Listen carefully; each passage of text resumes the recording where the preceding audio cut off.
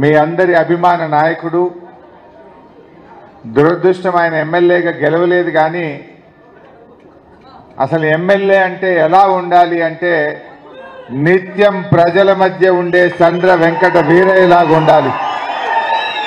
అంత మంచి పేరు తెచ్చుకున్న మిత్రులు, ఆత్మీయుడు వెంకట వీరయ్య గారు, గౌరవనీయులు, ఇప్పటిదాకా అద్భుతంగా అభ్యర్థుల మధ్య తేడాను కళ్ళకు కట్టినట్టుగా మనందరికీ చెప్పినటువంటి మరి మన నాగర్ కర్నూలు పార్లమెంట్ అభ్యర్థి, ఒక ఐపీఎస్ ఆఫీసర్గా సమాజ అభివృద్ధి కోసం నిరంతరం కృషి చేసినటువంటి సామాజికవేత్తగా పేరు తెచ్చుకున్న మిత్రులు ఆర్ఎస్ ప్రవీణ్ కుమార్ గారు, గౌరవనీయులు మన అభ్యర్థి మరి ఇప్పుడే ప్రవీణ్ అన్న చాలా డీటెయిల్గా చెప్పాడు, నేను డీటెయిల్స్కి పోను కానీ అంత మంచి అభ్యర్థి మనకు దొరికింది. ఇవాళ గ్రాడ్యుయేట్లను అడిగితే ముగ్గురు అభ్యర్థుల్లో మీ ఓటు ఎవరికి అంటే అందరూ ముక్త కంఠంతో చెప్తున్నారు మా ఓటు రాకేష్ రెడ్డికి అని. అంటే అంత మంచి అభ్యర్థి రాకేష్ రెడ్డి గారు. పెద్దలు, గౌరవనీయులు, మన పార్లమెంటరీ పార్టీ నాయకులు, మన ఖమ్మం ఎంపీ గారు నామా నాగేశ్వరరావు గారు, శాసన మండలి సభ్యులు, జిల్లా అధ్యక్షులు తాతా మధు గారు, అదేవిధంగా మిత్రులు పెద్ది సుదర్శన్ రెడ్డి గారు, వెంకటేశ్వర రెడ్డి గారు, రామ్మూర్తి గారు, మా మున్సిపల్ చైర్మన్ గారు పురుషోత్తం రెడ్డి గారు, మన సత్తుపల్లి నియోజకవర్గ ముఖ్య నాయకులకు, మా గ్రాడ్యుయేట్ సోదర సోదరీమణులకు, బీఆర్ఎస్ కుటుంబ సభ్యులకు, పత్రికా విలేకరులకు అందరికీ పేరు పేరున నమస్కారం తెలియజేస్తా ఉన్నా. మిత్రులారా, మీ అందరిని చూసిన తర్వాత నాకైతే నమ్మకం వచ్చింది, గెలుపు ఖచ్చితంగా బీఆర్ఎస్ పార్టీది, రాకేష్ రెడ్డి గారు. ఈ సీటు మన సీటు. మొదటి నుంచి గులాబీ జెండా పుట్టినప్పటి నుంచి ఈ సీటు బీఆర్ఎస్ పార్టీ గెలిచింది. అది దిలీప్ గారు కావచ్చు, పల్లా రాజేశ్వర రెడ్డి గారు కావచ్చు, రేపు రాకేష్ రెడ్డి గారు కావచ్చు. ఖచ్చితంగా ఈ సీట్ కాంగ్రెస్ పార్టీ దాని నిజ స్వరూపం బయటపడ్డది. 6 నెలల్లోనే కాంగ్రెస్ పార్టీ దాని మోసాలన్నీ కూడా బట్ట బయలైనాయి. అందరినీ మోసం చేసింది. మహిళలకు మోసం, నిరుద్యోగులకు మోసం, విద్యార్థులకు మోసం, ఉద్యోగులు ఉపాధ్యాయులను మోసం చేసింది. ఒక్క హామీ అయినా నిలబెట్టిందా మీరు ఆలోచించండి. చెప్పిందేమో చాంతాడంతా, చేసిందేమో ఆవగింజంత. 6 గ్యారంటీలు అన్నారు, బాండ్ పేపర్ల మీద రాసి మీ అందరి చేతుల్లో పెట్టారు, నమ్మిచ్చారు. నమ్మి గెలిచిన తర్వాత ఇవాళ చేతులు ఎత్తింది కాంగ్రెస్ పార్టీ. ఏం చెప్పారు? 6 అయినాయట. 5 అయినాయా? 6 అమలైనాయి అంటున్నాడు రేవంత్ రెడ్డి. అయినాయే? మీరే చెప్పాలి. మొదటి హామీ మహిళలకు మహాలక్ష్మి కింద 2500 వచ్చినాయా? వచ్చినాయి. రెండవ హామీ రైతులకు 7500 రైతు భరోసా, 2 లక్షల రుణమాఫీ, 500 బోనస్, కౌలు రైతులకు 12000 వచ్చినాయి. ఒకటన్నా. మూడవ హామీ అవ్వా తాతలకు 4000 పెన్షన్ వచ్చినాదే. 5వ హామీ పేదలందరికీ ఇండ్లు వచ్చినాయా? ఒక్కటి కూడా అమలు కాలే. అందరినీ మోసం చేశారు. ముఖ్యంగా విజ్ఞానవంతులు, మేధావులు, విద్యావంతులు, గ్రాడ్యుయేట్లు ఇవాళ మీరు ఆలోచించాలి. ఇక్కడ కాంగ్రెస్ పార్టీ ఓడిపోతే ఉన్న గవర్నమెంట్ పడిపోతుందా? కాంగ్రెస్ గవర్నమెంట్ ఏం పడిపోదు. కానీ గ్యారంటీల అమలు విషయంలో మొద్దు నిద్రపోతున్న ఈ కాంగ్రెస్ ప్రభుత్వాన్ని మనం తట్టి లేపిన వాళ్ళమైతాం. బిడ్డ నువ్వు అమలు చేయలేదు కనుకనే నిన్ను ఓడగొట్టినమని వాళ్ళ కళ్ళు తెరిపించాల్సిన అవసరం ఉంది. ఇలా విద్యార్థులకు ఏం చెప్పారు? 5 లక్షల విద్యార్థి భరోసా కార్డు ఇస్తామన్నారు. అమ్మాయిలకు స్కూటీలు ఇస్తామన్నారు. భరోసా కార్డు లేదు, స్కూటీ ముచ్చట లేదు. నిరుద్యోగ యువతకు ఏం చెప్పారు? 4000 నిరుద్యోగ భృతి ఇస్తామన్నారు. అంతేకాదు నిరుద్యోగులకు మెగా డిఎస్సి ఇస్తాం, 2 లక్షల ఉద్యోగాలు నింపుతాం, ₹1 ఫీజు లేకుండా మీరు దరఖాస్తులు పెట్టచ్చు అన్నారు. ఒక్కటన్నా అమలైందా? ఇలా ఒక్క ఉద్యోగ నోటిఫికేషన్ ఇచ్చారా? వాళ్ళు ఏం చెప్పారు? నిరుద్యోగులకు 2 లక్షల ఉద్యోగాల జాబ్ క్యాలెండర్ ఇస్తామన్నారు. 6 నెలలైనా ఏమైంది మీ జాబ్ క్యాలెండర్ అని అడుగుతా ఉన్నా. 6 నెలల్లో జాబ్ క్యాలెండర్ ఎందుకు ఇవ్వలేదో ఇవాళ కాంగ్రెస్ పార్టీ సమాధానం చెప్పాల్సిన అవసరం ఉంది. మొన్న మేము అసెంబ్లీలో అడిగినాం, నిరుద్యోగ భృతి ఇస్తామన్నారు కదా, ఎప్పటి నుంచి ఇస్తారు అని అడిగినాం. ఎప్పటి నుంచి ప్రారంభమైద్దని అడిగాం. మీ జిల్లా మంత్రి ఉప ముఖ్యమంత్రిగా ఉన్న భట్టి గారు లేచి అంటాడు, మేము ఎలక్షన్లల్లా నిరుద్యోగ భృతి ఇస్తామని మాట ఇయ్యలేదు అంటాడు. ఇచ్చిండ్రా లేదా? రాహుల్ గాంధీతో చెప్పించారు, ప్రియాంక గాంధీతో చెప్పించారు. మేం గెలవంగానే 4000 నిరుద్యోగ భృతి ఇస్తామని రేవంత్ రెడ్డి చెప్పిండు. కాంగ్రెస్ మేనిఫెస్టోలో పెట్టిండ్రు. గెలిచినాక అసెంబ్లీలో అడిగితే చేతులెత్తింది కాంగ్రెస్ పార్టీ. ఈ చేతులెత్తిన కాంగ్రెస్కు బుద్ధి చెప్పాలంటే నిరుద్యోగ యువకులారా, మీరందరూ రాకేష్ రెడ్డిని గెలిపించండి. రేపు కాంగ్రెస్ మెడలు వంచి ఆ నిరుద్యోగ భృతి వచ్చే విధంగా మేము ప్రయత్నం చేస్తాం. అదేవిధంగా ఉపాధ్యాయ ఉద్యోగులను మోసం చేసినారు.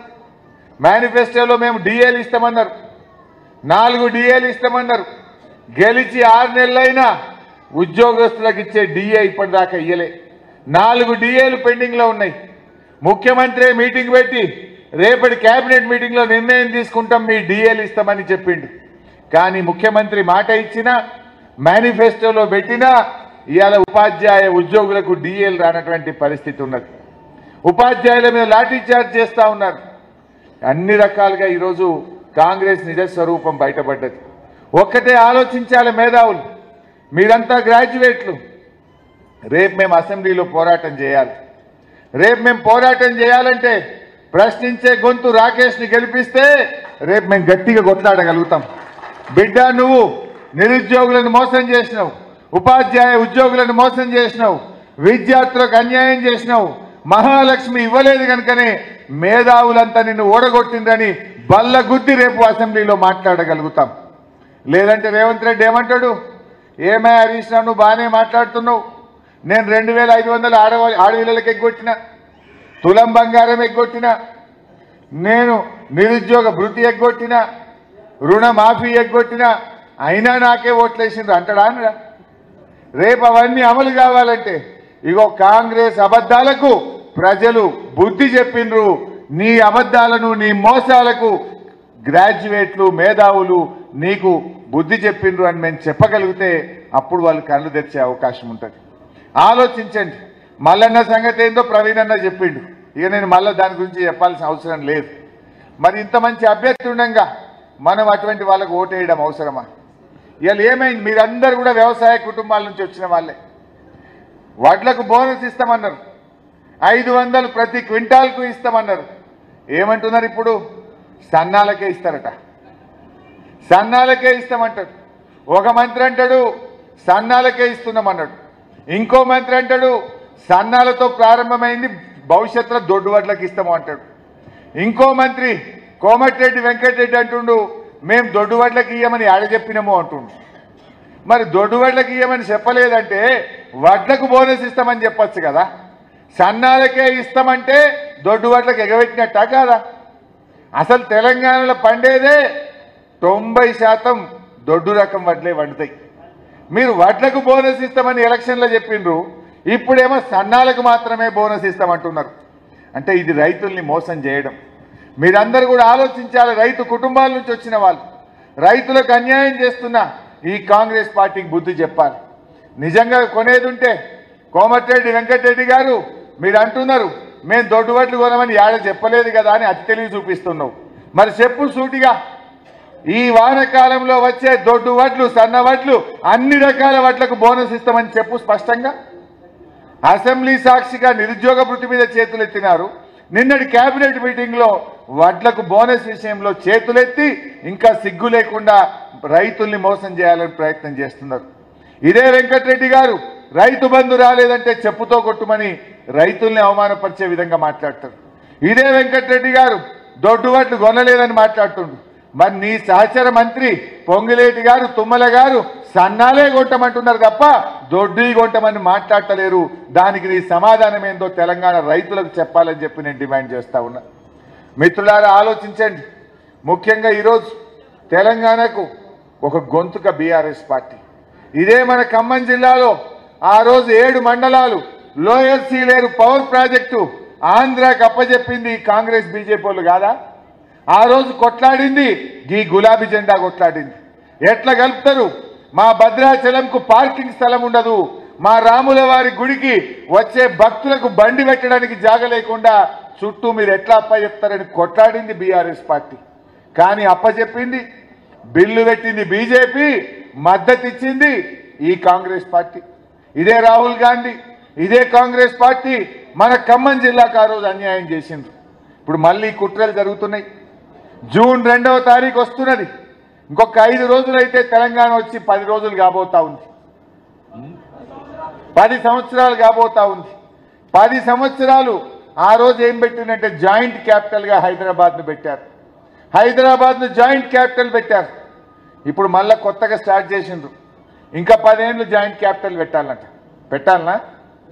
అప్పుడే కేసీఆర్ ఒప్పుకోలే. 10 ఏళ్ళు ఏందండి, కావాలంటే 5 ఏళ్ళు పెట్టుకోండి అన్నారు.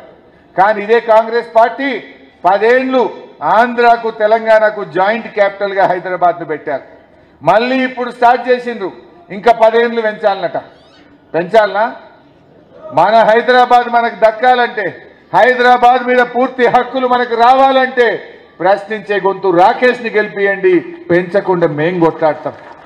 ఎందుకంటే పోయినసారి 7 మండలాలు ఇచ్చింది వీళ్ళే, ఇప్పుడు మళ్ళా 10 ఏళ్ళు ఇచ్చేటువంటి కుట్రలు జరుగుతూ ఉన్నాయి. అందువల్ల మనం ఆలోచించాలి, జాగ్రత్త పడాలి. మన హైదరాబాద్ మనకే దక్కాలి. హైదరాబాద్ జాయింట్ క్యాపిటల్ కాదు, ఇది తెలంగాణ క్యాపిటల్ అని చెప్పాలి. అంటే మీరందరూ కూడా బీఆర్ఎస్ పార్టీని గెలిపించాలి. బీజేపీ వాళ్ళు కాంగ్రెస్ వాళ్ళకు రాజకీయం, కానీ కేసీఆర్ది తెలంగాణతో పేగుబంధం, బీఆర్ఎస్ పార్టీది పేగుబంధం. పోరాటాలు చేసి చావు నోట్లో తలబెట్టి తెలంగాణ తెచ్చిండు కేసీఆర్.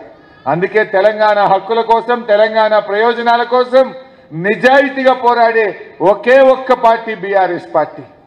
కాంగ్రెస్ వాళ్లకు ఎంతసేపు అధికారం, కుర్చీలు, ఢిల్లీలో అధికారం, గల్లీల అధికారం, రాష్ట్రంలో అధికారం మీద యావదప్ప తెలంగాణ హక్కులు పట్టాయి.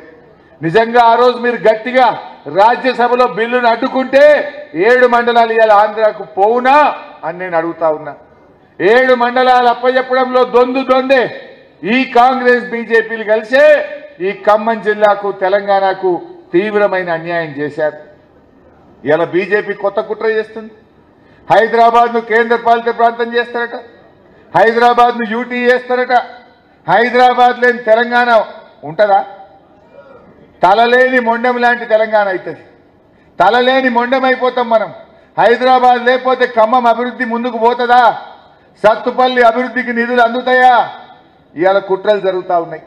బీజేపీ కాంగ్రెస్ వాళ్ళు మన హైదరాబాద్ను యూటీ చేయాలని, హైదరాబాద్ను మరో 10 ఏళ్ళు జాయింట్ క్యాపిటల్ చేయాలని కుట్రలకు తెరదీస్తా ఉన్నారు. మీలాంటి విద్యావంతులు, మేధావులు, ఉద్యోగులు, ఉపాధ్యాయులారా తస్మాత్ జాగ్రత్త. ఆలోచించండి. తెలంగాణ కోసం పుట్టిన పార్టీ బీఆర్ఎస్, తెలంగాణ హక్కుల కోసం పోరాడే పార్టీ బీఆర్ఎస్, తెలంగాణ తెచ్చిన పార్టీ బీఆర్ఎస్. రేపు తెలంగాణ ప్రయోజనాలను నిక్కచ్చిగా నిగ్గుదీసి పార్లమెంట్లోనైనా, శాసన మండలిలోనైనా, శాసనసభలోనైనా పోరాడే పార్టీ బీఆర్ఎస్ పార్టీ. అందువల్ల ఈ బీఆర్ఎస్ను కాపాడుకునే బాధ్యత, బీఆర్ఎస్ని గెలిపించే బాధ్యత మీ అందరి మీద కూడా ఉంది. ఆనాడు కేసీఆర్ను అరెస్ట్ చేసి ఖమ్మం జైల్లో పెడితే, ఖమ్మం ఆసుపత్రిలో పెడితే కేసీఆర్ను కాపాడుకున్నది, కేసీఆర్కు అండగా నిలిచింది ఈ ఖమ్మం జిల్లా ప్రజలు, ఈ ఖమ్మం జిల్లా ఉద్యోగులు, న్యాయవాదులు, మేధావులు. ఇప్పుడు కూడా ఈ కీలక సమయంలో మన తెలంగాణ భవిష్యత్, మన హైదరాబాద్ మనకు దక్కాలంటే ఈ సమయంలో కూడా ఖమ్మం జిల్లా విజ్ఞులైనటువంటి మేధావులు, విజ్ఞానవంతులు ఇవాళ బీఆర్ఎస్ పార్టీకి అండగా నిలవాల్సిన అవసరం ఉంది. ఆలోచించండి. ఇదేదో ఆషామాషి ఎన్నిక కాదు.